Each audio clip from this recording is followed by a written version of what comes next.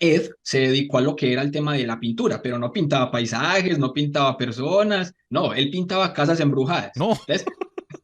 Entonces, entonces, ¿cuál era el método? El método que ellos tenían era el siguiente. Lorraine cogía y salía a caminar por los alrededores pues, del barrio, de la ciudad y todo esto. Y cuando veía alguna casa que de pronto tenía como una presencia o algo especial o fuera de lo común, entonces ella la marcaba. Entonces ella llegaba con Ed y cogía y ponía su cabestrillo, ponía todo y empezaba a pintar, simplemente que en las ventanas de la casa pintaba lo que Lorraine había alcanzado a ver. Entonces, obviamente, eso empezó a llamar la atención, naturalmente, de los habitantes de las casas, que salían, pues, obviamente, a ver cómo qué era lo que estaba pasando. Entonces, Ed les explicaba, les vendía el cuadro, y después de No. venderles el cuadro, él y su esposa eran invitados a entrar. Y así fue que empezaron ellos con su verdadera vida, ¿Te, la de te, te investigar. imaginas, te imaginas una reunión, nos juntamos, reunión de matrimonio, vamos a jugar a Dígalo con mímica, empezás a dibujar y no, te estoy dibujando a vos, un semejante demonio detrás. No,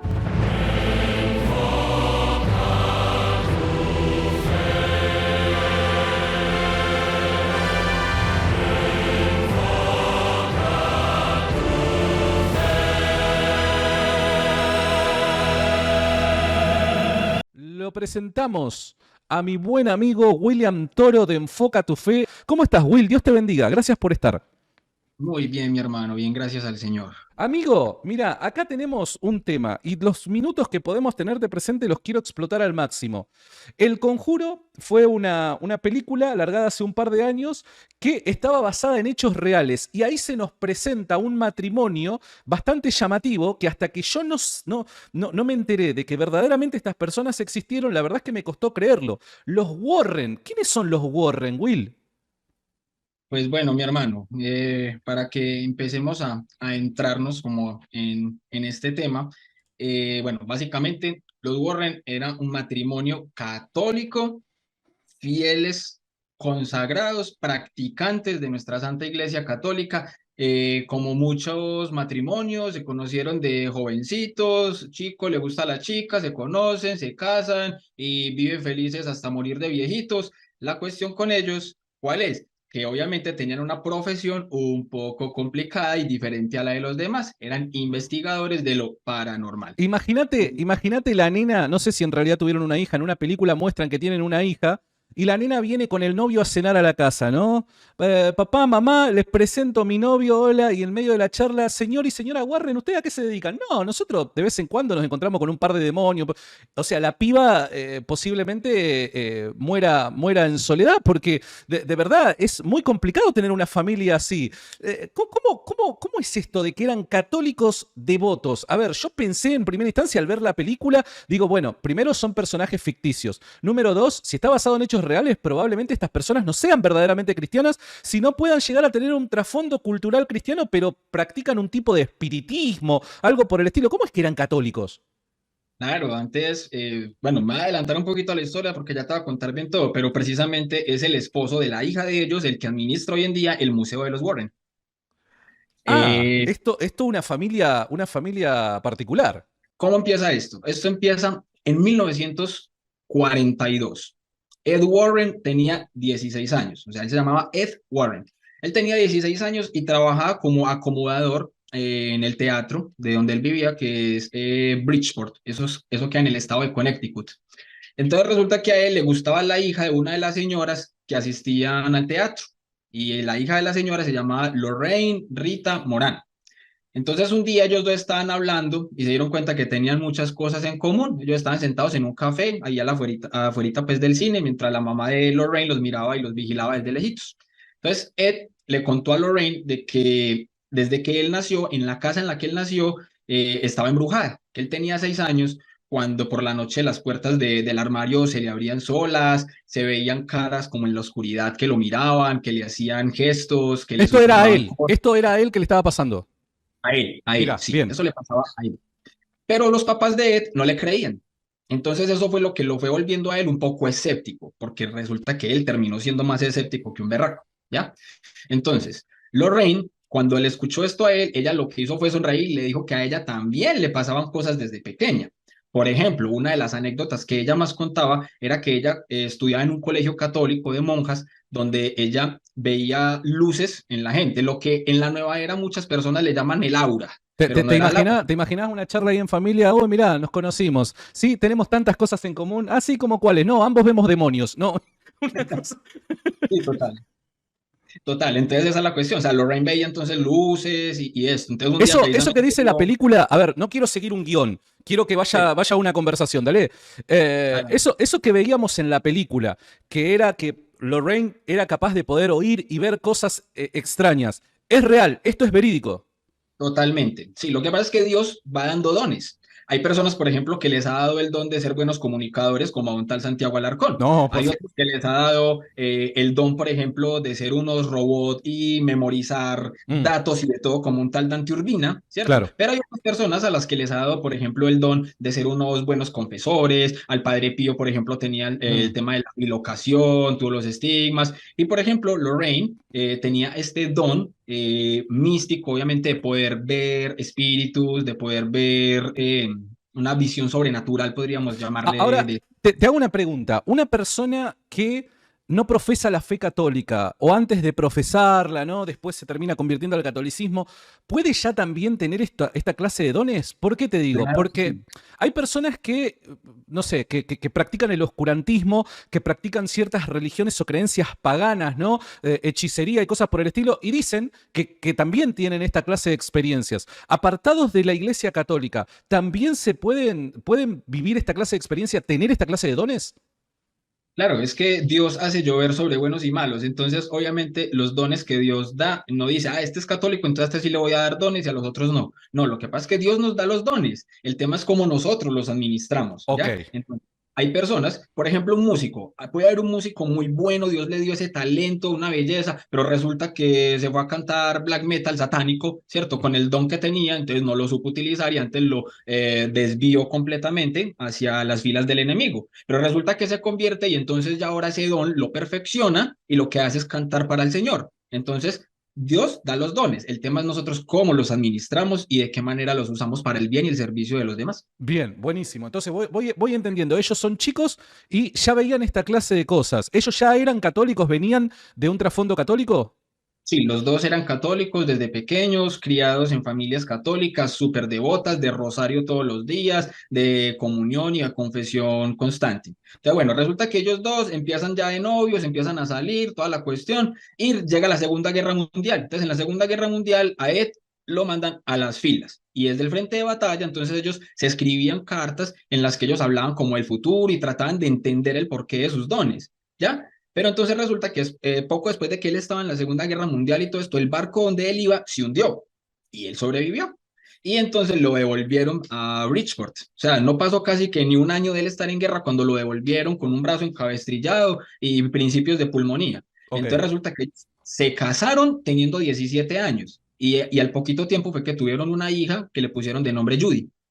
Que es la chica que supuestamente aparece en las películas. Exactamente. Perfecto. Que también, Bueno. en la película por lo menos, ella también parece tener ese don. En la vida real, ¿vos sabés si lo tenía? No sé si ella tenía el don. Lo que pasa es que cuando hay acción demoníaca, puede que no se tenga el don, pero obviamente el demonio también Claro, da se hace muestras notar. de... Exactamente. Ok, ok. Entonces, bueno, ¿qué pasó? En los primeros tiempos de ellos estar como matrimonio, Ed se dedicó a lo que era el tema de la pintura, pero no pintaba paisajes, no pintaba personas, no, él pintaba casas embrujadas. No. Entonces, entonces, ¿cuál era el método? El método que ellos tenían era el siguiente. Lorraine cogía y salía a caminar por los alrededores pues, del barrio, de la ciudad y todo esto.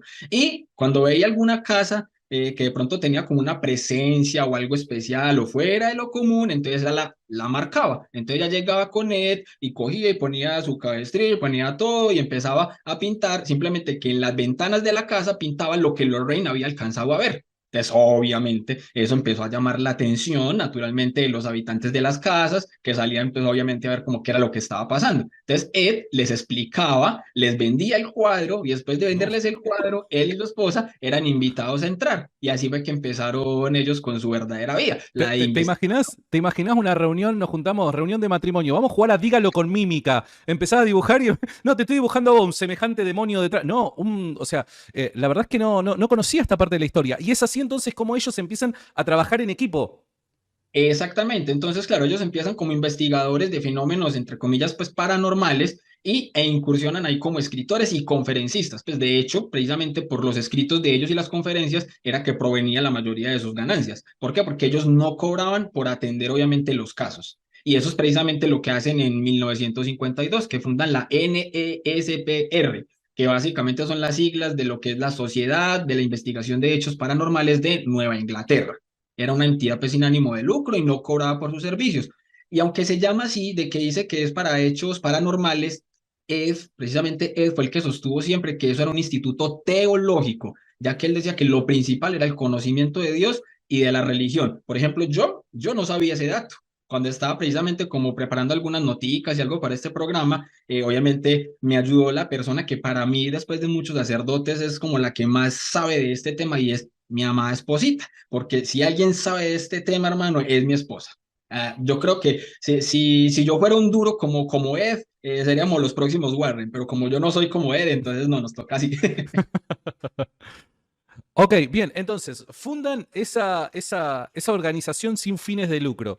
Exacto. ¿Y cómo de alguna manera consiguen el aval de la iglesia? Porque entiendo de que siendo católicos devotos, no es que se pueden mandar así como diciendo, bueno, ¿a qué voy a dedicar mi vida? Bueno, a esto y ya está. No, así como si nada, no son las cosas. ¿Cómo consiguen ese aval por parte de la iglesia? Por el escepticismo de Ed.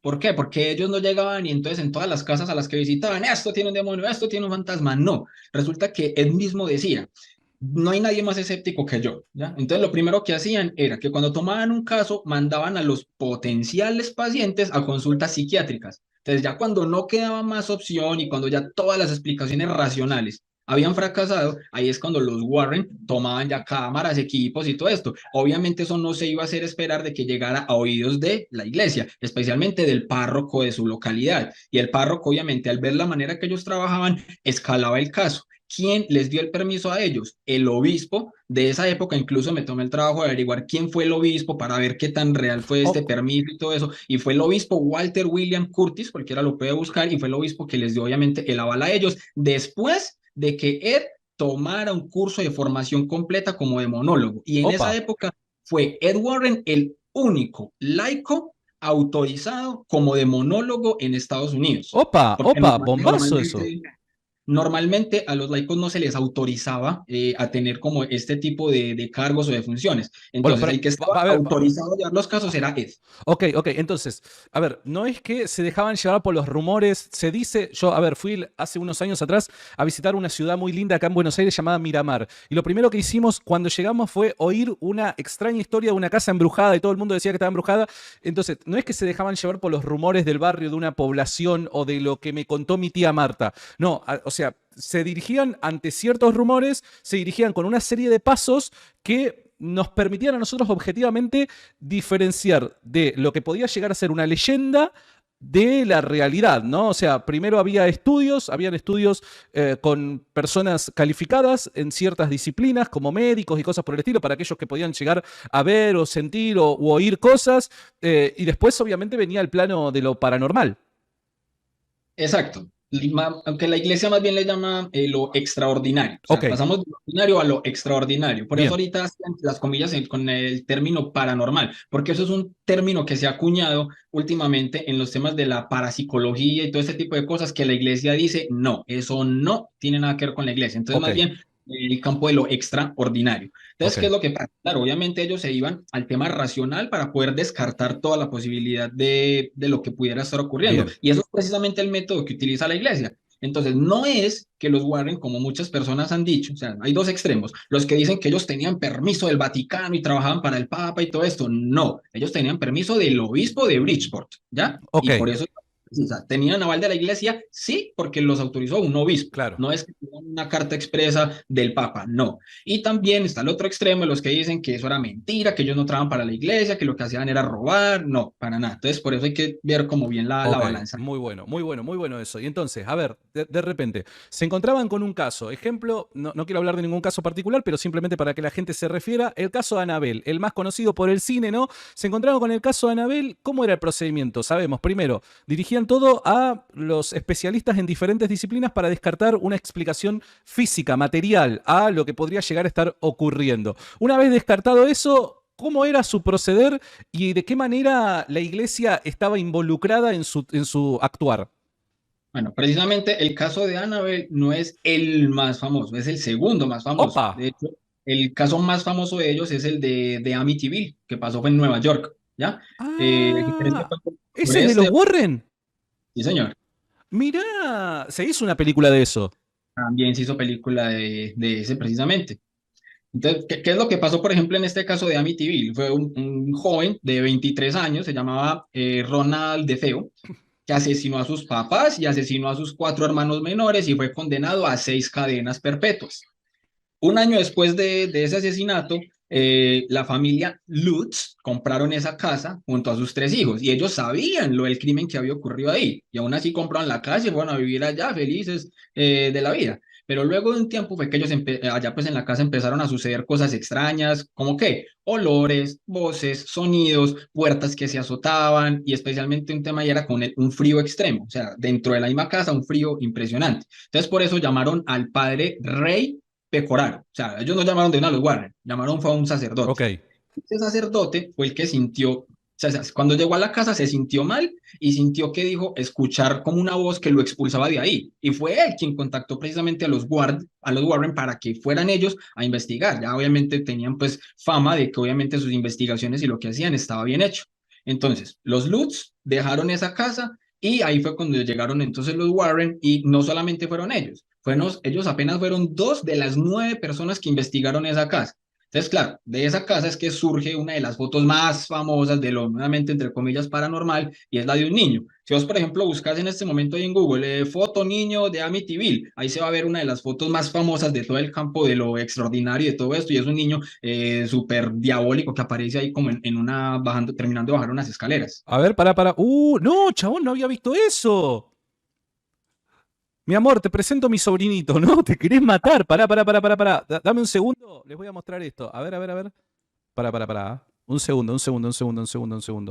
A ver, esto no lo tenía preparado, sepan disculpar, pero se los quiero mostrar. Ahí está el nene. Uy, papá, la fotito de ese nene. Lo que es ese nene. O sea, esta foto no está trucada. No, precisamente por eso es tan famosa la foto, porque es de las pocas y únicas grandes evidencias de todo este cuento que obviamente fue tomada y es como de lo más real que se puede tener de evidencias en estos casos. Ok, ok. Bueno, está bien, no me quiero meter de lleno en el caso de la foto, pero me parece interesante. Ok, entonces, esta foto es sacada, tomada en el contexto de Amityville. Sí, señor. Ok, Bueno, ¿y qué era lo que estaba pasando ahí entonces? bueno, ahí obviamente el tema es que, bueno, ahí hay que entender cómo es la acción del demonio, porque es que la acción Ok. del demonio, todo el mundo siempre dice, una casa poseída o un peluche poseído o tal cosa poseída, o sea, todo el mundo piensa que la acción del demonio siempre es posesión y Ujú, eso es un error muy grande. Hay ok, varios tipos de acción demoníaca. Entonces, la primera, y es la que obviamente todos somos y hemos sido y seremos víctimas, y es la tentación, ok, ¿cierto? bien, cierto, muy cierto. De ahí viene otra que es la infestación. ¿Qué quiere La decir infestación infestación? La infestación para la teología es la acción extraordinaria del demonio sobre un lugar, objeto o un animal. La famosa casa embrujada o lo embrujado, Exact- ¿no? Ok, Exactamente. Por ejemplo, Annabelle, la muñequita. La misma Annabelle que es un peluche, eso no estaba poseído, estaba ahí infestado. Diferente. Ok, hay diferencia entre poseído e infestado. Muy bien, no lo conocía ese término. El lugar, objeto o animal.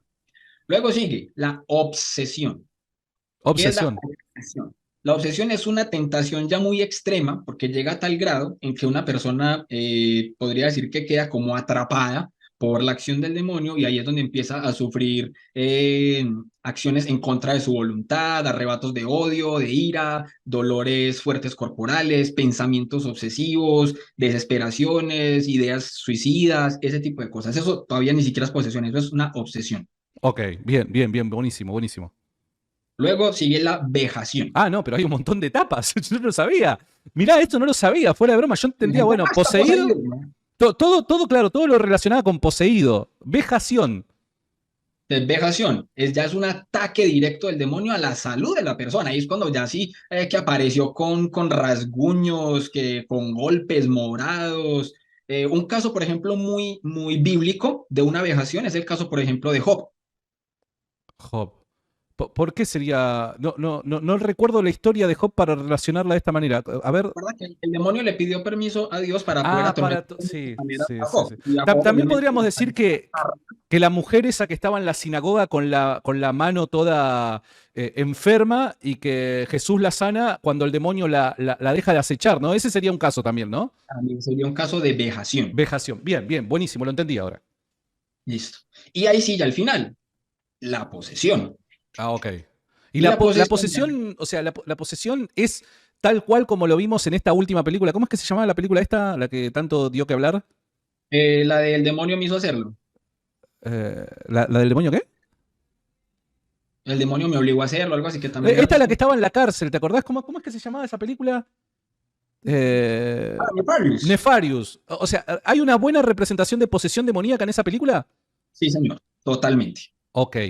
Porque la posesión de ahí sí es la acción más fuerte y contundente que puede ejercer el demonio sobre una persona. Entonces ahí lo que hace el diablo es dominar el cuerpo de la persona, dominando indirectamente su espíritu con el fin de anular sus facultades superiores. Para el que de pronto no sabe cuáles son las facultades superiores de un ser humano, la voluntad, la inteligencia y la conciencia. Entonces, de esa forma, la persona que está poseída por el demonio, lo que se encuentra es que de repente está siendo utilizado por él como un mero instrumento.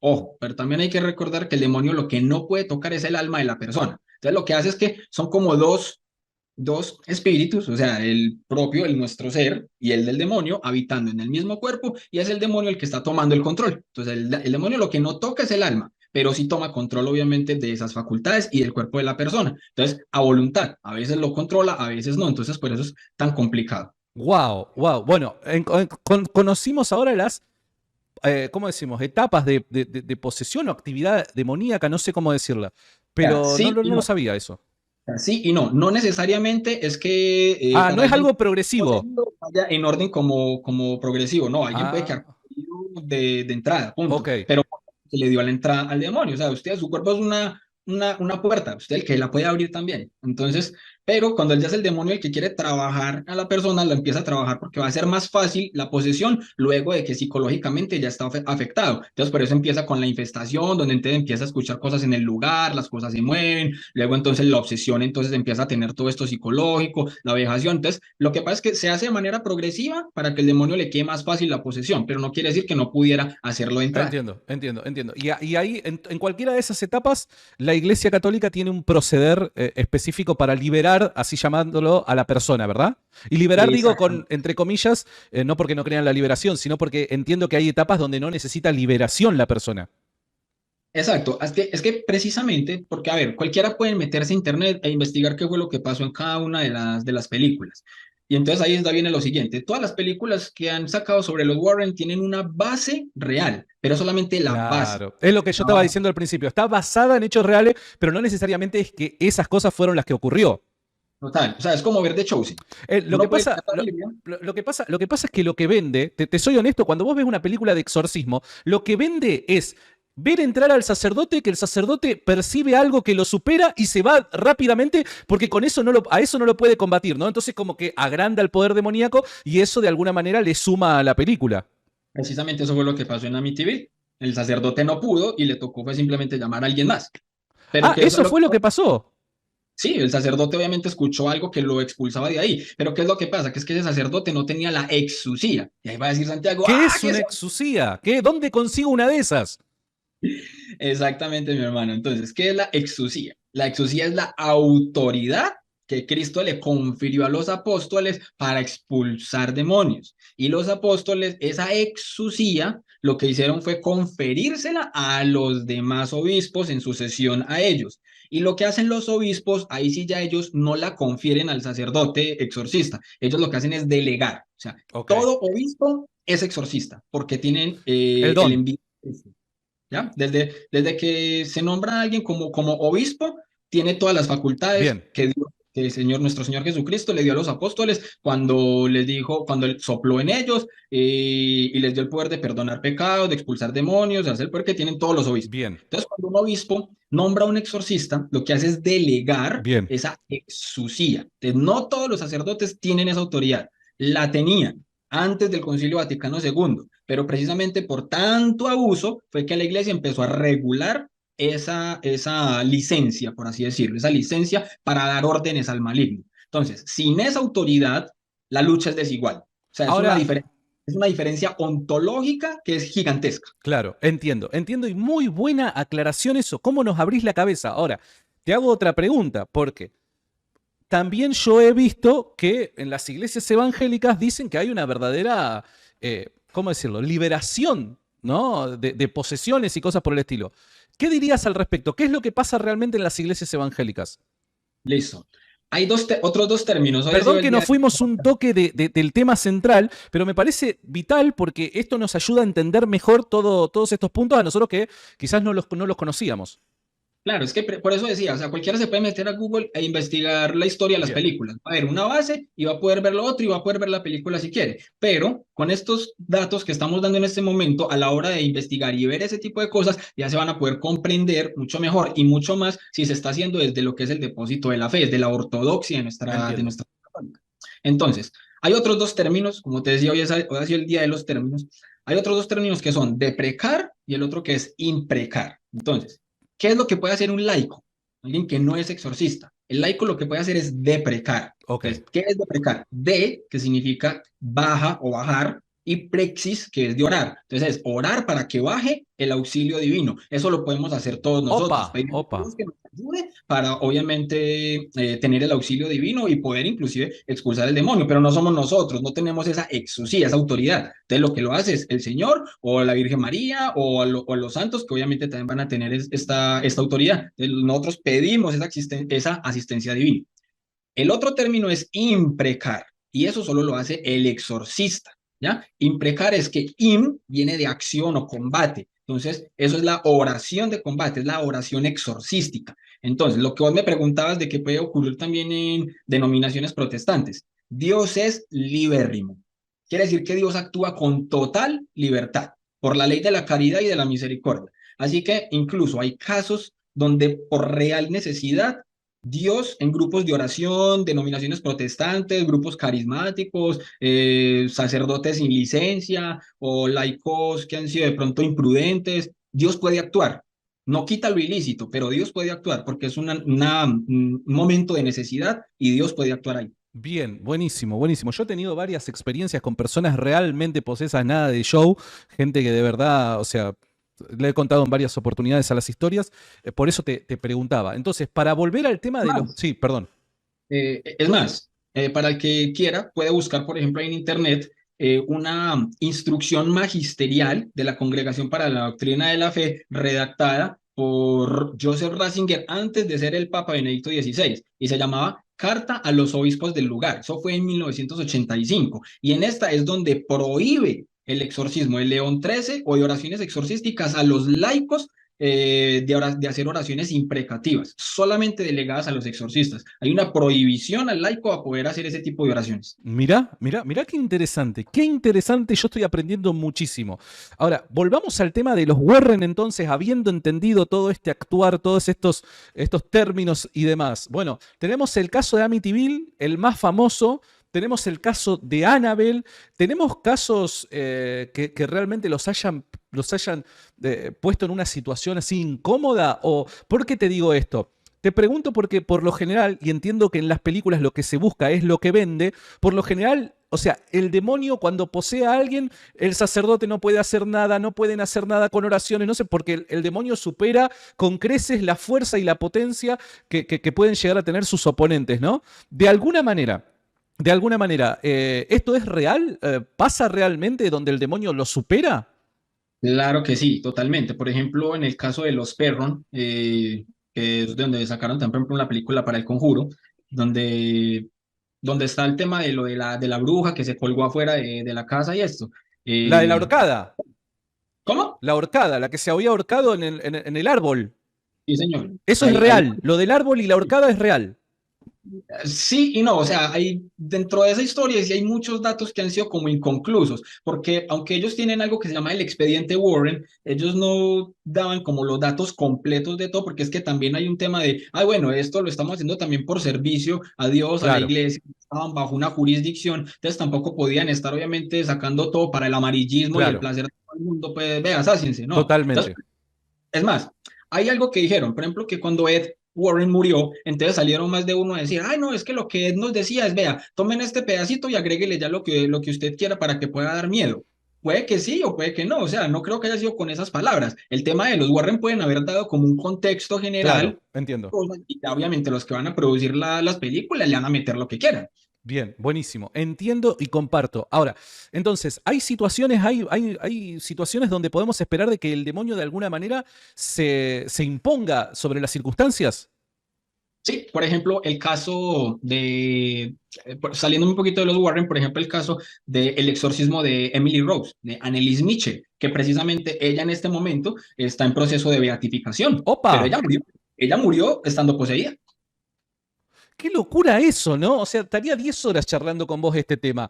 Ella murió estando poseída y mismo así va a ser, o sea, está en proceso de beatificación, me dijiste. Sí, Ok, ella era una católica devota también.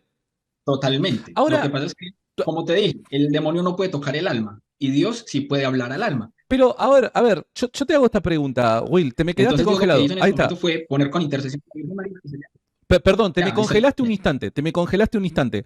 Dale. Entonces, Will, a ver, yo entiendo, si yo soy un hijo de Dios, si yo camino rectamente delante de Dios, si no hay un pecado mortal que de alguna manera me haga caer de ese estado de gracia, por así llamarlo, ¿cómo voy a esperar que a un cristiano un demonio lo posea? ¿No es un poco contradictorio esto, Will? Hay santos que han estado poseídos. Pará, la bomba que me acabas de tirar cuando nos quedan algunos minutos para ir aterrizando. Pará. Ok, hay santos que estuvieron, pero esto también representa yo, viniendo del ala protestante y sin tener conocimiento respecto a este tema, representaría un problema y digo, pero pará, o sea, entiendo de que los santos son aquellas personas que más de Dios tienen. ¿Cómo puede ser que el demonio posea a una persona que camina en santidad? Sí, porque es que la santidad está precisamente en tu ser, en tu alma, y lo que iría al cielo es tu alma y con todo tu espíritu, pero el demonio está poseyendo el cuerpo. Por eso ahorita aclaramos bien de qué se trata el tema de la posesión. O sea, Bien. vos puedes ser todo un santo y entrar a una casa que esté infestada. Entonces, el hecho de que vos seas un santo no quiere decir que no vas a ver que, por ejemplo, estaba por a la muñeca levitando, que nos van a dar los portazos. Entonces, el hecho de que alguien sea un santo no implica de que está fuera de la acción del enemigo. Igual, el enemigo para actuar tiene que tener permiso de Dios y muchas veces Dios permite esto para alcanzar incluso la santidad de esta persona, que incluso estando poseído nunca dejó de orar, nunca dejó de tener la fe en el Señor. Antes, muchas veces, ese tipo de posesión o esa noche oscura o a otras personas ha sido un momento de quiebra económica y aún así mantuvo la fe. O sea, siempre puede haber algún mal que Dios ha permitido en alguien para alcanzar de él la santidad. Ok, me parece muy razonable lo que está diciendo Will, porque en definitiva todos los sufrimientos permitidos por Dios son justamente con este objetivo, alcanzar una mayor santidad. ¿Tenemos algún caso que recuerdes, Will? De un santo, una santa, pero se me va, Santa Gema Santa Galgani, Gema. Santa Gema Ok, Galgani. Ella ok. estuvo poseída. Era una mujer que caminaba en santidad delante de Dios, testimonio de buena cristiana, y mismo así estaba poseída por el demonio. Sí, y obviamente la misma Annelies Mitchell. Ah, bueno, en cuanto a los Warren, hay un tema que hay muchas personas de pronto que dicen, venga, pero ¿en dónde en los archivos de los Warren está el tema de la monja? Es que la monja tiene una cuestión que es cierta y otra que es falsa. Ok, Entonces, ¿qué es cierto? Y por eso hacíamos la oración inicial, porque obviamente acá hay que mencionar el nombre de ese demonio. Entonces, es cierto y en efecto existe un demonio que atiende al nombre de Balak. Sí, y según la creencia popular, solía precisamente frecuentar monasterios, conventos, así como pasa en la película.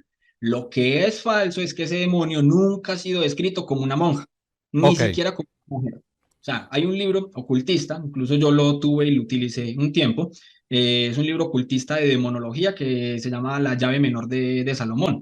Ahí Balak ni siquiera tiene apariencia de mujer y menos de monja. O sea, el libro lo describe como un niño con alas de ángel a lomos de un dragón de dos cabezas al frente de 38 legiones de demonios. ok, para. ¿Cuál es el problema con nombrar a demonios? O sea, ¿qué le estarías abriendo alguna puerta? Entiendo, a ver, por dar un ejemplo, ¿no? Nos ponemos acá a jugar a la Ouija. No, eso ni en juego. Eso no es ni en juego. ¿Por qué? Porque le estás abriendo una puerta a los demonios. Ahora, cuando vos los nombrás, me recuerdo la película, ¿te acordás? Beetlejuice, que lo nombrás 3 veces y el tipo se te aparece. ¿Algo parecido podríamos decir? Santi, si vos vas caminando junto a cuatro personas y alguien dice, Santi, ¿quién voltea? Y Santi.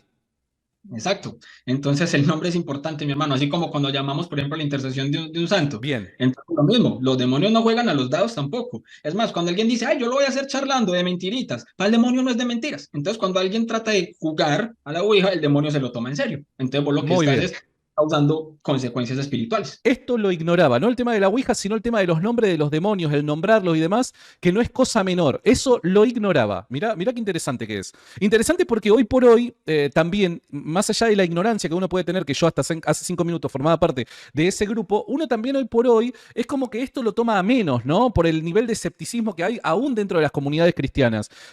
Toma todas estas cosas a menos. Y hoy hay muchos católicos que ¿cómo diría? Son un tanto escépticos respecto a estos temas, ¿no? Mano, totalmente, totalmente. A eso iba. O sea, es que precisamente el tema del demonio hay un gran problema de exageración. O sea, se suele actuar por defecto o por exceso. Entonces, por defecto, los que piensan que el demonio no existe, incluso dentro de la misma Iglesia Católica, incluso muchos sacerdotes. O por exceso, los que piensan que todo es causado por el demonio. Mm, Entonces, este último es el que precisamente nos lleva a tener un pandemonismo, o sea, todo es el diablo, o un demonocentrismo, y es poner al demonio en el claro. centro de todo. Esto, por ejemplo, lo hacen mucho los grupos pentecostales, de que todo Mm. es el diablo, todo es causado por Yo el me diablo, acuerdo ¿ya? que una vez había ido a predicar, me tropecé con una cuerda de una guitarra y me dijeron eso es porque el demonio te quiere tumbar. Papá, ¿qué pasó? Exacto, exacto. Entonces, ahí hay un demonocentrismo. Mm, Y tenemos que entender que es que las fuentes del mal son tres: mundo, demonio y carne. Decía una vez un exorcista, pobre demonio, todo el mundo echando de la culpa de muchas veces nuestros propios pecados de propia voluntad, de una libertad mal mm. utilizada. Qué buen punto ese. A ver, para ir aterrizando, porque Will tiene que dejarle la compu ahí al hijo para que pueda estudiar y no queremos ser obstáculo a eso. Por aquí me dicen que me están dando permiso. Ok. Si quisiéramos, dos últimas preguntas, Will, dos últimas preguntas. Número Dale. uno, si quisiéramos aprender un poco más, algún libro que nos recomiendes, algún tipo de material, alguien para seguir, ¿qué nos dirías para aquellos que necesitamos matar el burro que llegábamos dentro? Bueno, yo conozco un excelente exorcista que precisamente es miembro de la Asociación Internacional de Exorcistas, y es uno de los directores a nivel Latinoamérica, y es Fray Claudio. En mi canal yo tengo tres entrevistas Fray con él. Claudio. Fray Claudio es franciscano y verdaderamente, hermano, wow, o sea, fue alumno del padre Gabriel Amort. Ok. Entonces, ya por ahí uno dice, wow. Él, por ejemplo, nosotros que estábamos en formación precisamente en cuanto al tema de demonología con él, él dice, lo primero que usted tiene que estudiar cuando va a empezar en este tema es el catecismo de la Iglesia Católica. Bien. ¿Por qué? Porque es que si usted no conoce su fe, Exacto. usted la desvirtúa. Entonces va Exacto. a empezar a creer en todo lo que tristemente Latinoamérica heredó del pentecostalismo. Muchos sacerdotes están tan mal formados en este tema que los nombran como exorcistas, pero entonces su praxis exorcística es más pentecostal que católica, por una mala formación. Entonces, lo primero es conocer nuestra fe bien en el catecismo de la Iglesia Católica. Y segundo, hay unos sacerdotes muy buenos, muy ortodoxos. En este momento, por ejemplo, un sacerdote argentino que está radicado en México, el padre Span, él está dando un curso de demonología. Lo pueden colocar ahí en YouTube. Curso de demonología, padre Span. Y ahí les va a aparecer, ya como 3, 4 clases en este momento, sale una semanal. Impresionante. Yo le pregunté a Fray Claudio y él me dijo, está 90% ortopraxis católica. Y yo, excelente. Entonces, muy bueno para recomendarlo. Por ejemplo, el libro Suma Demoníaca Ese del padre. lo tengo. Ese fue Ese mi es muy primer bueno. contacto de demonología, según la teología católica. Me parece fascinante, una forma sistemática de explicar cada uno de los pasos que nos conducen porque automáticamente nosotros, por una cuestión quizás de curiosidad o también un poco de show, vamos directamente al yo quiero saber a ver cómo si la persona poseída levita, ¿se entiende? Y te dice ahí el padre Forte, te dice, campeón, baja un cambio. Primero hay cosas de las bases que tenemos que sentar para luego poder entender las demás, ¿no? Así que yo también lo recomiendo un montón, me pareció fantástico y dirigido a un público sin gran conocimiento teológico. Claro, incluso ese libro tiene segunda parte Opa, que se llama Exorcística. Y en ese Exorcística no solamente complementa ya lo dicho, sino que la mitad del libro es narrando casos que le pasaron a él, para que obviamente la gente no caiga en eso. mirá qué interesante, mirá qué interesante. Un día tenemos que traer un exorcista acá y entrevistarlo, me encantaría, me Eh, encantaría, Santi, te puedo poner en contacto con Fray Claudio, él está abierto precisamente a me todo eso. encantaría. lo que sea. Me encantaría, me encanta. De hecho, ya me lo ofreciste, me parece, y yo dormí. Me encantaría, me encantaría. Bien, buenísimo. Entonces, tenemos material un montón. Número dos, número dos. A ver, Santi, por acá me dice mi esposita, que también ha estado aquí pendiente del stream, que hay algunas preguntitas. O sea, yo no te estoy viendo a vos ni estoy viendo el no, chat. es cierto, me olvidé de avisarte que tengo una sola cámara conectada, por eso es que no me estás viendo a mí. Tampoco te perdés de mucho, soy medio feo. Pero Bueno, no me igual ya está. tengo la foto enfrente, entonces No, no pero me bueno, está. mi esposita ha señalado aquí precisamente cuatro preguntitas. Está No sé bien, si... para. Bancame un segundo. Lo único que a mí no me gusta es que me marquen la cancha de mi entrevista. No, ya vamos a llegar, ya vamos a llegar, ya vamos a llegar. Dame un segundito nada más. Otra pregunta es, vos en tu canal de YouTube, Sí. calculo que tenés mucho material al respecto. Para aquellas personas que te están conociendo, que dicen, che, loco, no lo conocía a Will. Y me parece fantástico lo que nos está enseñando. Vos en tu canal de YouTube, Enfoca tu Fe, tenés, calculo, material al respecto. Tengo material al respecto, que es especialmente las entrevistas y la línea que he ido teniendo con Fray Claudio. Tengo también con el padre Gerardo Piñeros, que también es excelente. Por ejemplo, con él hay una anécdota brutalísima, que fue de una niña que estaba poseída y que había ido cuanto pastor evangélico, había ido allá y como dice él, a todos los volió por todos lados y los sacó corriendo de allá, ninguno podía con ella. Y el padre Gerardo Piñeros, apenas iniciando su ministerio, fue y simplemente hizo una Ave María con mucha fe y ¡pum! Hasta ahí, murió el Ahí caso. nada más, listo, ahí se terminó todo. Tan Se terminó. sencillo como eso. Ella es la que le pisa la cabeza a la serpiente. Génesis Opa, 3:15. para. Acá viene otro punto que es sumamente importante. Y es, en determinados streams he visto muchos comentarios respecto a María y el demonio. Cómo Satanás teme terriblemente de María. Es como que tiene un temor especial sobre la persona de María. Y uno viniendo del lado evangélico, quizás no comprende esto. ¿Cómo puede ser posible? Entendemos que Satanás únicamente a quien le teme es a Dios porque el único que puede contra él es Dios. Pero el católico te va a decir, pero para un cachito, para un cachito. Acá, Satanás, tenemos testimonios, un montón para señalar de que realmente tiene temor, tiene terror de María. Porque esto es así como es. Explícanos un poquito. Ojo con lo que voy a decir porque no falta que obviamente A malinterpreten, ver, pero el diablo le tiene más miedo a la Virgen María que a Dios. Pará.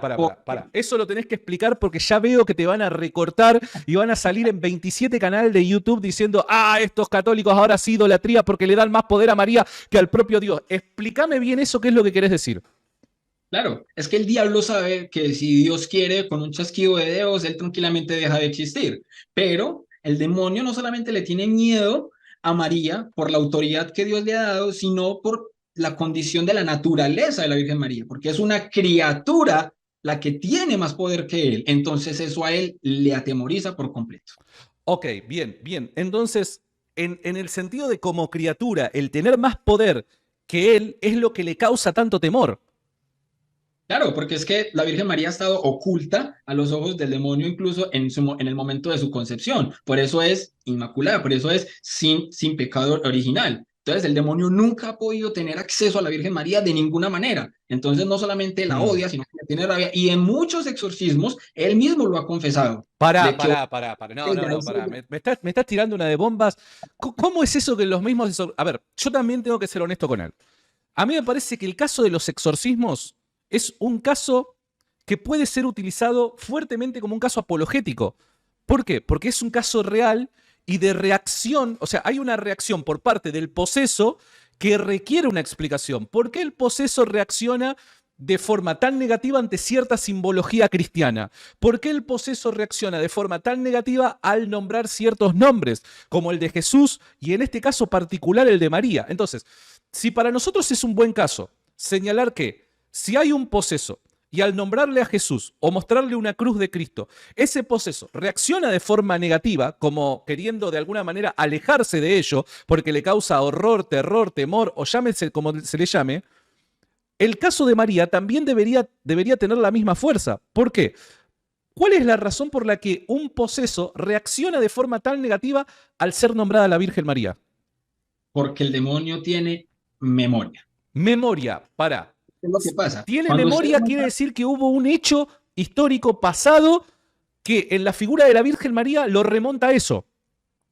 uno, si una persona le muestra la cruz, pero la cruz no sola, la cruz tiene que ser así, hermano. La cruz es con Cristo, la cruz no va sola, Me la cruz es gusta con eso. Cristo. La cruz no es sola, la cruz es con Cristo. Porque claro, o sea, una cruz sola, y la verdad es que quizás nosotros los cristianos, bueno, podemos llegar a entender de que, pero la cruz con Cristo representa el Hijo de Dios, el sacrificio, el Hijo de Dios venciendo los poderes de la tiniebla en medio. Entonces, claro, entiendo, la cruz no es sola, sino con Cristo. Me encantó eso. Entonces, como el diablo tiene memoria, usted le muestra la cruz y él se acuerda de que es que él ya perdió. Él en este momento se está dando es patadas de ahogado, que son patadas de ahogado que pueden obviamente definir lo que es tu salvación o tu condenación, pero son patadas de ahogado. Entonces, mostrarle la cruz es recordarle que él ya perdió Me y que ahí está el encanta que le eso. ganó. Me encanta eso. Mostrarle la cruz con Cristo es recordarle a Satanás, al diablo, que ya perdió. O sea, spoiler, conocemos el final de la película. Exactamente. Ya, Y sí. ya mencionarle a la Virgen María es mencionarle que no solamente perdió, sino que es ella la que le va a aplastar la cabeza. Génesis 3:15, eso ya lo dijo el Señor, se lo dijo en el Edén. Entonces, él también tiene memoria y sabe que esa mujer es la Virgen María. Él lo sabe más que nadie. Es más, él se sabe la Biblia de memoria. Tan se sabe la Biblia de memoria y qué pena y perdón con los hermanitos separados protestantes que puedan estar aquí. Pero el primer protestante fue Satanás, porque fue el primero en tentar al Señor con la sola escritura. Perdón. Esa risa no quiero que suene como falta de respeto, pero me pareció interesante analogía que nunca lo había pensado de esa manera. Para. Ya tiraste una bomba que yo te puedo asegurar que te vas a ganar un par de dislikes en tu canal al menos. Pero Amén. para. ¿Le va a aplastar la cabeza o le aplastó? ¿Cómo es eso? A ver, explícamelo en un sentido escatológico. ¿El diablo está esperando que eso ocurra? ¿Eso ya ocurrió? Explícamelo, por favor. Ocurrió en el momento en el que la Virgen María le dio el sí, pero sigue ocurriendo como lo narra Apocalipsis 12. O sea, en el Ok, momento de el sí de María, y ojo, que ahí es donde viene el tema de por qué nosotros también amamos tanto a la Virgen María. claro, ¿Se han puesto a pensar en algún momento qué hubiese pasado si la Virgen María hubiera dicho no? exacto. Ella si hubiera dicho no, ¿qué? Pero dijo sí. Mm, Entonces ese fiat, el sí de María, es la que nos ha traído al Salvador. Y exacto. eso lo sabe el demonio. Entonces, ¿cómo le pisó la cabeza? Porque la Virgen María fue la que dio el sí en contraposición al no que dio Eva. Y Eva le esto, dijo sí a sí, la serpiente y la Virgen María le dijo sí a Dios. Entonces, por eso la Virgen María es la nueva Eva. y esto ustedes podrán decir, o algún evangélico del otro lado podrá decir, discúlpame, para un cachito, eso es muy católico reciente porque ahora se han convertido en idólatras, dado que en algún punto de la historia la Iglesia Católica se corrompió. Pero esta teología de la nueva Eva ya la podemos encontrar presente a mediados del siglo II. Irineo de Lyon es quien hace una referencia muy explícita al respecto, marcando un paralelismo histórico-teológico entre Eva y María. Ojo, estamos hablando del siglo II, un discípulo de los apóstoles. Exacto, o sea, y por ejemplo en el siglo XIII, en el siglo XIII, el primer tratado de demonología de la Iglesia Católica es la vida de un santo, la vida de San Antonio Abad, Ok. escrita por San Atanasio. Y precisamente de ahí es donde viene, yo tengo aquí la medallita, la medallita que muchas veces las personas tienen, la medalla de San Benito, que ha sido El el otro día patrón. me enteré, que esto es una cruz con una medalla de San Benito. Yo no tenía ni idea, me había gustado, simplemente lo compré porque me pareció piola. Imagínate, tener la cruz de San Benito, que es precisamente el patrón de los exorcistas. Ok, ¿eso quiere decir algo? El tipo Claro, o sea, como los Warren, arrancaba el tipo como los Warren. hay una cosa en la iglesia que se llaman los sacramentales. Incluso yo te lo explicaba la vez Mm, pasada que hicimos el programa sobre el miércoles de sí, ceniza, y sobre la cuaresma.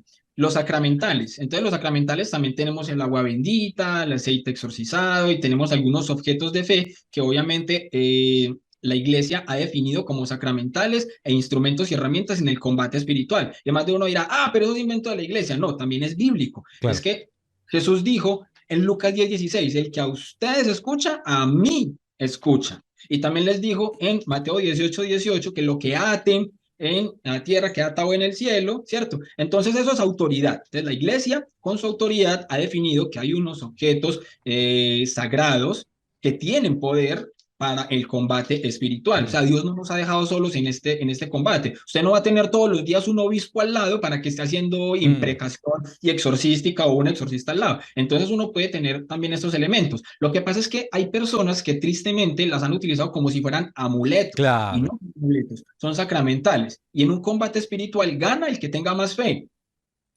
¿El brujo en su brujería o el cristiano en Dios? Wow, estás dejando cada puerta abierta. Para. Quiero, entonces, volvamos a nuestro tema, entonces. Eh, ya ni sé por dónde ir. La verdad que tiraste cada bomba que tengo un montón de cosas que quiero señalar. Bueno, para. Vos entonces, en tu canal, recuerden, tienen que seguir a Will Enfoca tu Fe. Si alguno ahí de los moderadores me puede poner el enlace del canal de Will para ponerlo como comentario fijado, sería un gol de media cancha. Se los agradezco un montón si pueden hacerlo. Tienen que seguir a Will de Enfoca tu Fe, suscribirse a su canal, pegarle una buena likeada a sus videos bueno, nada, ayudar a todo el trabajo que él está haciendo.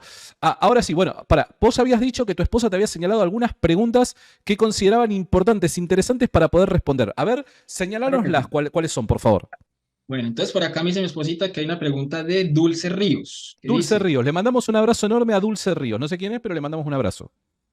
¿son dones o talentos? Ya que los dones son los 7 del Espíritu Santo. Ahí lo había visto al pasar al comentario. Claro, la Biblia a mí me señala, estos son los dones del Espíritu Santo. ¿Cómo puede ser de que ahora Will se me presente y me diga, no, campeón, esto también son dones?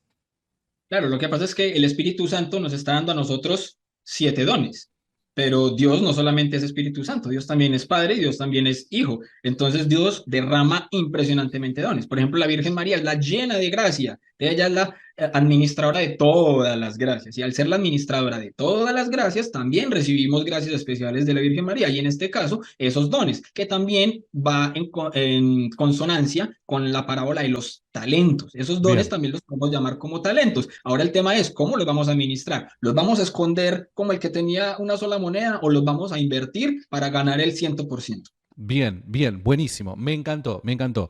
Entonces, esa sería la respuesta, ¿verdad?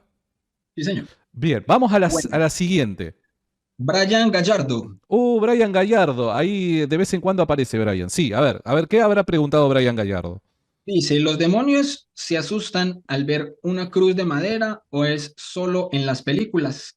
Bueno, Bueno, algo has mencionado, me parece ya, ¿no? exacto. Sí, o sea, puede ser de madera o algunas obviamente son de metal, pero claro, obviamente si es de madera, pues va a tener, digamos, un poco más de sentido para el demonio, dado obviamente la cruz en la que fue puesto nuestro Señor. Ahora, Will, te hago una pregunta personal referente a lo que te están preguntando. ¿Por qué Dale. entonces, por qué es necesario bendecir la cruz? O sea, de repente, el objeto ya por sí mismo a Satanás es como que es un mecanismo de tortura, le diríamos, ¿no? Porque le estás presentando ahí y obviamente lo remonta a esa victoria de Cristo, ¿no? Pero ¿por qué entonces es necesario bendecir eso que ya lo remonta a Satanás a su pérdida? Y ahí viene la otra bomba, porque es que una cosa es que podemos bendecir, pero hay otros que también maldicen, y con objetos religiosos también se hace brujería. Entonces, como te decía ahorita, en el combate espiritual gana el que tenga más fe, o el brujo en su brujería, o el cristiano en su fe. Entonces, hay cruces malditas, porque han ido satanistas que van a satanizar y a maldecir objetos religiosos. Entonces, si usted no sabe, obviamente, la procedencia de esto, obviamente hay que bendecir, o sea, es darle a Dios, deprecar también la bendición de Dios sobre los objetos religiosos que nosotros podemos tener, sobre su Santa Biblia, sobre la cruz o sobre la imagencita de Bueno, la Biblia. A ver, Hay que hacer la bendición. pero yo ese es un tema que todavía no lo termino de entender muy bien. ¿Cuáles son los efectos causados en el objeto a la hora de ser bendecidos? O sea, el antes y el después. De repente, yo me presento delante de un sacerdote y le digo, mira, che, esta cruz no está bendecida. O entiendo que no está bendecida. La compré en una iglesia, pero no está bendecida. Ok. ¿Cuál es el antes y el después? O sea, ¿en qué cambia cuando el objeto es bendecido? Ejemplo, A ver. nos pasó precisamente a nosotros anteriormente en la parroquia en la que estábamos. Había un señor que parecía como con un caso espiritual. Le dieron agua normal y no pasó nada. Le dieron agua bendita y se alborotó. El demonio sabe cuando algo está bendecido. Entonces, cuando nosotros bendecimos algo, obviamente va a tener una acción espiritual sobre el combate espiritual que podemos tener. O sea, nosotros no vamos a ver esa bendición plasmada en algo material, pero el que sí obviamente percibe esto es el demonio, el accionar del demonio. Entonces, si yo le muestro al demonio una cruz bendecida o una cruz sin bendecir, él va a reaccionar es ante la cruz que está bendecida, no ante la cruz que no tiene esto. Esta quizá le puede causar como repulsión, pero la cruz que está bendecida ya viene con bendición divina, entonces eso obviamente lo va a hacer es correr. Esta le va a dar rabia, pero esta lo va a hacer correr. Bien, y podríamos de alguna manera utilizar el ejemplo del libro de los Hechos cuando Pablo oraba por ciertas prendas de ropa y causaba un efecto en las personas que tocaban esas prendas. ¿Podríamos ver una referencia a esta bendición en esos ejemplos bíblicos? Claro que sí, totalmente. Por ejemplo, las reliquias, exacto. O sea, la gente sanaba tocando los guantes de San Pablo. Bien, Entonces, dentro de la iglesia, como te digo, como el Señor ha dado esa autoridad a los apóstoles de atar, desatar, de tomar decisiones que no quedaron plasmadas en la escritura, entonces la Biblia nos dice el qué y la tradición nos ha dicho el cómo. Entonces, la tradición de la iglesia, al decirnos el cómo, también obviamente nos ha dado herramientas exorcísticas para poder nosotros tener un combate espiritual, incluso siendo laicos. Y eso bien. también nos ha dado, por ejemplo, las reliquias. Fantástico, buenísimo, buenísimo. Siguiente pregunta, entonces, te quedan dos. Bueno, estaba la abuela feliz. La abuela feliz, que siempre, la abuela feliz siempre nos escribe. Posta es una abuela feliz de verdad, ¿ah? O sea, no es simplemente el usuario, es una abuela feliz. Le mandamos un fuerte abrazo. Entonces dice la abuela feliz, ¿se puede quedar poseso por el gusto a las películas de terror? Ah, mirá qué interesante. Me parece buena esa pregunta, ¿eh?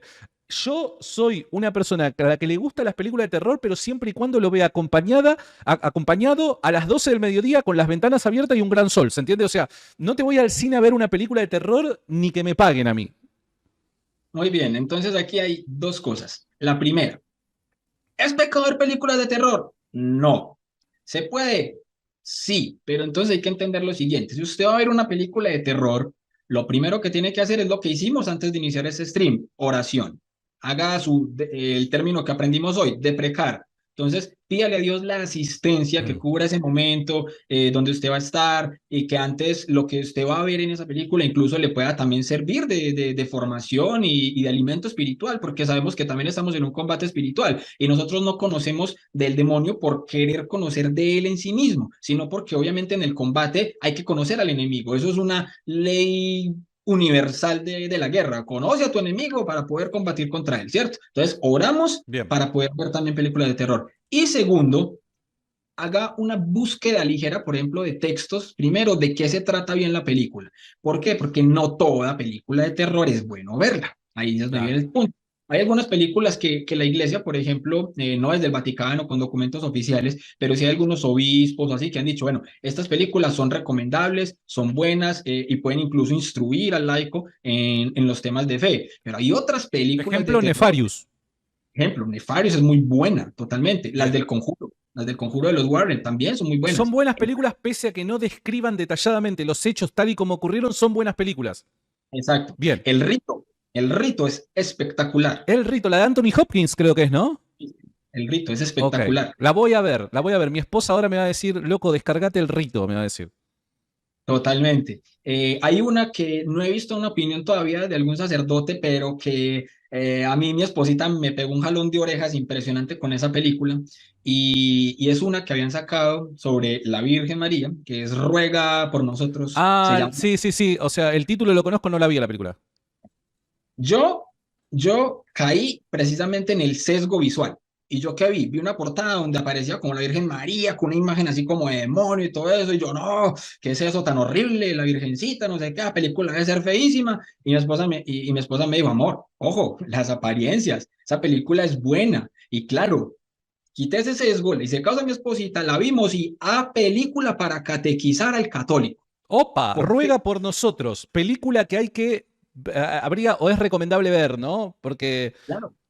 Lo que pasa es que en esa película aparece una falsa devoción a la Virgen María. opa. ¿Qué es lo que pasa? La Virgen María sabe muy bien que ella nunca le va a quitar la gloria a Jesucristo. Mm. Y en esa película hay un demonio que se hace pasar por la Virgen María. ¿Y dónde se aparece? Se aparece cuando están en plena Eucaristía. Jamás la Virgen María va a hacer un acto de esos. Entonces, claro, la gente sale, ¡ay, la Virgen María se apareció! Jamás la Virgen María va a hacer eso para descuidar la vista de lo que es el milagro más impresionante, que es la presencia real de nuestro Señor Jesucristo en la misa, en la Santa Eucaristía. Entonces, en esa película, el demonio se hace pasar por María. Y ahí hay un tema importante. Ojo, ¿es la Virgen María o es la Santísima Virgen María? No María, María es cualquiera. Entonces el demonio se puede haber hecho pasar por María, pero nunca por la Virgen María o por la Santísima Virgen María. Entonces ahí hay un tema, incluso con el tema del ángel de la guarda. Ángel de la guarda, los demonios también son ángeles. Entonces, consejo, cuando vayan a orar la oración del ángel de la guarda, digan, Santo ángel de mi guarda, mi dulce compañía. Diga, Santo ángel de mi guarda, porque ángel de la guarda también tenemos por otro lado y con cachitos. Opa, opa, opa. Bueno, pará. Entonces, me gustó eso que dijiste. La Virgen María nunca va a desviar la mirada de Cristo, ¿no? Nunca va a querer las luces que le corresponden a Cristo, ¿no? La atención que le corresponde a Cristo. Eso me encantó, Will, me encantó. Eh, pará. La película El exorcismo de Emily Rose entonces también es recomendable. Totalmente recomendable, muy bueno. Y ahí Bien, bien. precisamente, o sea, el verdadero exorcismo de Emily Rose, que precisamente muestra lo que pasó con Anneliese Mitchell, narrado por el sacerdote, que lo acusaron Mm, precisamente de, ¿cómo es que es esta palabra? Ya, se me va, pero el hecho es como que él no le quiso dar pues como la asistencia ok. médica o clínica necesaria por Mala tratarse de un. praxis. Exacto, sí, una mala praxis. Ok. Pero precisamente Anneliese Mitchell sí obviamente le contó a él cómo habían sido las cosas y ahí es donde narra que fue la Virgen María la que le dijo a ella, hija mía, si quieres podemos acabar ya con este dolor, con este suplicio, pero también puedes ofrecerte como alma víctima por la conversión y salvación de muchas almas. Y ella también dio su sí libremente para ofrecerse como alma víctima y terminó su vida estando poseída, pero gracias a eso muchas personas se pudieron haber salvado, convertido y demás, obteniendo la salvación por este ofrecimiento de ella. Y por eso precisamente es que en este momento está en proceso de beatificación. Qué interesante. Un día hay que hacer un programa específico, exclusivo de ese caso. Me parece que hay mucho para charlar de ese caso. Quiero agradecerle, tenemos más de 850 personas en el chat. Un abrazo enorme. Queremos llegar en la transmisión de hoy. Recuerden que todavía falta mucha transmisión. Queremos llegar a los 1000 likes. Por favor, pongan sus likes. Tenemos más de 500 likes. Queremos llegar hoy a los 1000 likes. Muchachos, son 850 que están del otro lado. Vayan, pongan un pulgarcito hacia arriba y en el comentario fijado se encuentran el enlace al canal de Will, Enfoca tu Fe. Vayan y suscríbanse también, no sean ratones, vayan y suscríbanse porque el contenido que hace Will es muy bueno. El Exorcista, Will. Ok. Perdón. Antes, El Exorcista, ¿es una Sí. película recomendable o no? Mm, hay que verla con lentes, El problema es no, la representación del sacerdote, ¿no? claro, o sea, ahí el tema es que no tiene una ortopraxis católica bien fundamentada. Entonces, Bien, termina siendo como otra película más hollywoodense de simplemente espectáculo y mm, el amarillismo de lo que pasa en el claro. exorcismo, posesión y todo eso. Entonces, Bien. ¿Qué me ibas a decir, Will? bueno, dos daticos así importantes. Esto es, por ejemplo, una frase de Fray Claudio que a mí se me quedó súper grabada cuando tuve una entrevista con él y dijo así, Fray Claudio, es más fácil sacarle a alguien un demonio verdaderamente poseído que quitarle de la cabeza a alguien que ha sido etiquetado por un sacerdote irresponsable, un laico imprudente o un pentecostal. ¿A qué me refiero? Una persona que esté poseída realmente, listo, entra en un proceso en el que va el exorcista y con la praxis de la Iglesia Católica tranquilamente podría quedar liberado y empezar a vivir una vida de fe normal. Pero cuando esto no es así, sino que la persona posiblemente pueda tener es algún problema psiquiátrico, Claro. emocional, depresivo y todo esto, y entonces llega un laico irresponsable de una entrada a decirle, ay, usted está poseído, tiene al diablo, o un sacerdote, "Mm, eso es del diablo, o el pentecostal, como decíamos ahorita, con este de monocentrismo que todo es el diablo, sacarle a esa persona de la cabeza de que está poseído es más difícil que Mm, quitarle el diablo a alguien realmente con ese problema. muy bueno el comentario. Sí, es muy cierto. Muy, pero muy cierto lo que estás diciendo, Will. Quedaba una pregunta más, si no me equivoco, ¿verdad? Sí. Y dice Antonio, se habla en latín en los exorcismos. ¿Por qué? Me gusta esa, me gusta y después me permite a mí meterme también en lenguas muertas que los demonios suelen utilizar en el momento de los exorcismos, ¿no? Pero a ver, el tema del latín, ¿por qué el latín? ¿Qué? ¿El latín acaso es un lenguaje, no sé, exorcista o algo por el estilo? ¿Qué pasa con el latín? Bueno, resulta que Jesús es la cabeza del cuerpo, que es Claro, la iglesia. exacto, Y resulta que la iglesia, el cuerpo de Cristo, tiene un idioma, un lenguaje oficial. eclesial y oficial, y es el latín. Entonces, cuando se habla en latín, está hablando en la iglesia.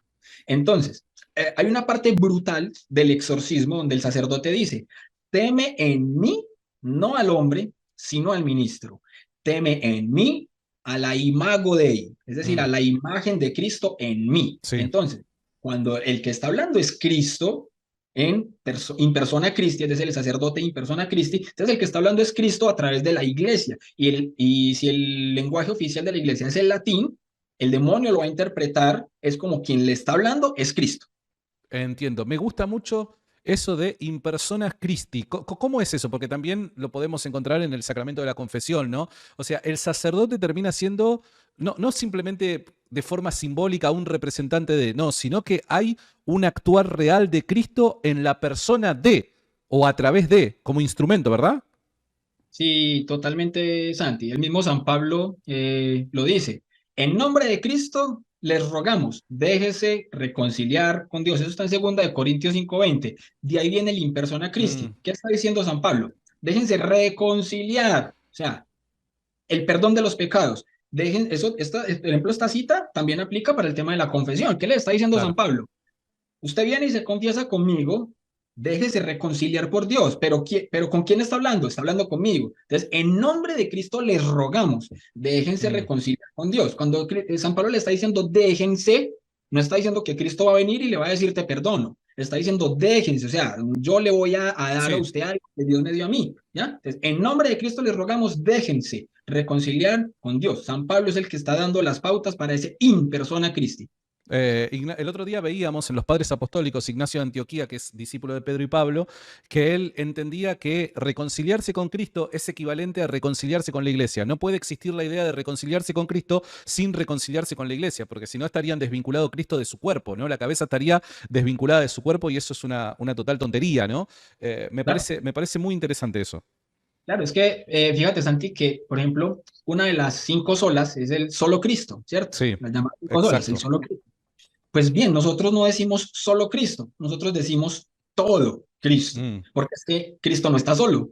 Cristo tiene mamá, Cristo tiene iglesia, Cristo dejó un papa, Cristo dejó apóstoles, Cristo Sí. dejó una autoridad. Entonces, No, Cristo no está solo. negar la iglesia es negar a Cristo, o sea, no hay mucha vuelta que darle. Negar la iglesia es negar a Cristo porque la iglesia es el cuerpo de Cristo. Es 2 más 2 son 4, o sea, es como el que te viene y te dice, ah, no, María es la madre de Jesús y no madre de Dios. No, campeón, o sea, es sentido común.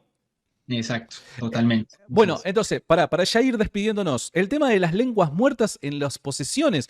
¿Por qué los demonios hablan, no sé, en lenguas, en cierta, a ver, no sé si son las adecuadas, ¿no? Pero en idiomas babilónicos, antiguos, sirios, ¿por qué actúa de esa manera el demonio? Normalmente, cuando una persona está poseída y habla en este tipo de lenguas, lo hace cuando ya está el sacerdote exorcista para realizar la oración imprecativa. Entonces, ¿a quién le está hablando el demonio? Le está hablando es al Cristo que está viendo en el sacerdote. Entonces, una de las maneras más fáciles de identificar que alguien está precisamente poseso es porque una persona que jamás en su vida ha Mm. estudiado ninguno de estos idiomas termina hablando lenguas muertas, termina hablando en arameo, en hebreo, termina hablando griego, termina hablando en latín, ¿cierto? Entonces termina hablando cualquier tipo de estas lenguas, pero casi siempre que ocurre esto, no lo hacen solo porque, ay, vamos a escuchar entonces de la puerta hacia adentro, ay, por allá está hablando en griego, está hablando en latín. No, eso no pasa. Normalmente el demonio cuando hace esto, le está hablando es al Cristo que está figurado precisamente en ese sacerdote exorcista. Me encantó, Will. Me encantó la entrevista, me encantó la charla. La gente está prendida ahí. Tenemos más de 800 personas, todos prendidos. Recuérdense, para seguir aprendiendo tienen que suscribirse al canal de Will, Enfoca tu Fe. En el comentario fijado, gracias a Fátima Olza por hacerme el favor. Comentario fijado, enlace a su canal de YouTube. Van, le pegan una buena suscribida y una buena likeada a todos sus videos y ahí van a conseguir mucho contenido. Y no solamente de este tipo, sino también de contenido apologético en todo, multitemático, ¿no? Haciendo entrevistas, un montón de cosas. Will, te agradezco un montonazo por este tiempo que nos has regalado, querido. A vos, mi hermano, por la invitación y bueno, quedamos pendientes entonces también de la próxima. Dale, dale, dale. Un fuerte abrazo para vos, tu esposa, toda tu familia. Gracias por la paciencia. La verdad, estuvo extraordinario, querido. Amén, mi hermano, Dios te bendiga. Dios te bendiga. Chau, chau.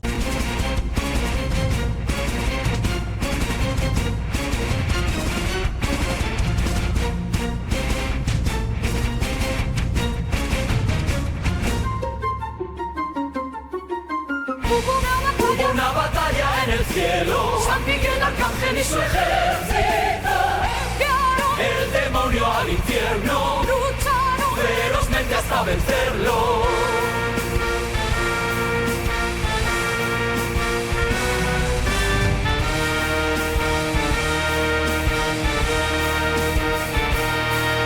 Defiéndelos en la pelea, protégenos de la maldad, que el demonio no nos vea, reprímele a Satanás. San Miguel, quien como Dios, San Miguel, nadie como Dios, San Miguel, quien como Dios, San Miguel Arcángel, nadie como Dios.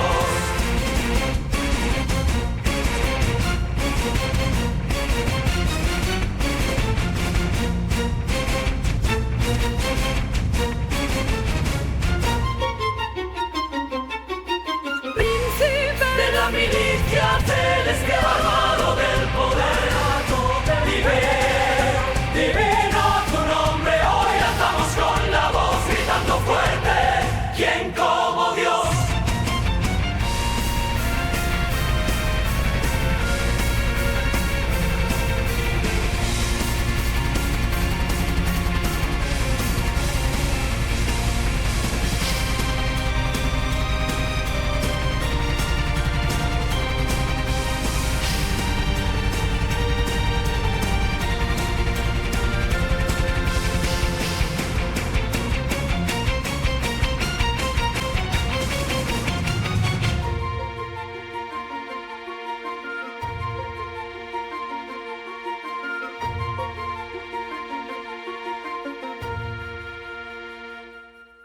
Defiéndenos en la pelea.